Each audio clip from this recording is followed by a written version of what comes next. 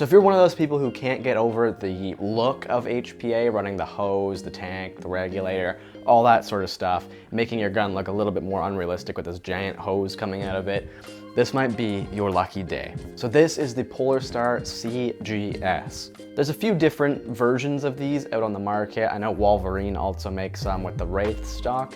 But yeah, basically it is a CO2 stock for your HPA unit. Now it's no secret that I am someone who really enjoys HPA. The performance is just there, it's amazing, it's so good. And basically every gun that I get, I just want to make it HPA-like performance. I know you can do it with an AEG. There'll be people in the comments who are like, oh, I've got the best AEG out there. But it's just so much work to get it to that level of performance, and then you've got to maintain it and all that sort of thing as well. But if you're the type of guy who really doesn't like running the hose, the tank, the regulator, weighing down your backpack, maybe your loadout doesn't even account for having a backpack, so it just kind of makes it this whole struggle, this is a great option for you. So they are pretty pricey, unfortunately. They're around the same price as getting a hose, tank, regulator, all that. But I think it's a really good option if that's what you're after, and just an alternative to those things. And it can make your gun look a whole lot cooler and maybe give you that feel that you're looking for. So I've installed one onto my Noveski build, and I gotta say, I'm a big fan of it right now. I haven't actually gamed it yet because it is winter. Our CQB field nearby has closed, which is unfortunate. So I'm waiting to get out to actually game it. But just from test firing it, I mean, it's HPA. Like, what more is there to say? It really is just more of the same. And it's just really convenient not having to plug in air and all that as well. So I've got the Polarstar model, it's the CGS, and there's also the UGS, which holds a bigger tank. So it kind of has more of like that air tank almost on the back of it. I personally don't really like that one. I think it looks a little goofy. It doesn't really look real. I mean, if you're gonna just do that, why not just run the hose, tank, and regulator, in my opinion. But it does hold a lot more air than this thing does. So this thing is compatible with the 12 gram CO2s and also 33 gram CO2s. I've looked high and low, and it's pretty difficult to find some reasonably priced 33 gram CO2s, so I'm just using the 12 grams.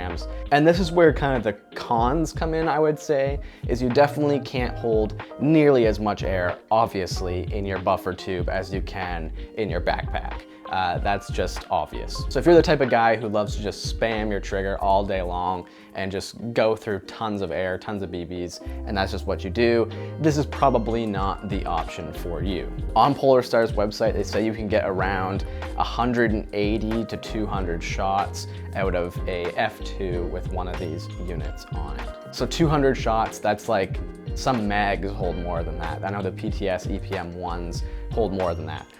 So if you're the type of guy, again, who likes to spam his trigger all day long, probably not for you. But if you're used to GBBRs or whatever and you don't shoot too much, I'm typically someone who doesn't shoot that much unless I'm in a really hairy situation, then I'll go crazy. But typically, I'm pretty conservative and I don't spend a lot of ammo. So this might be something that I really like.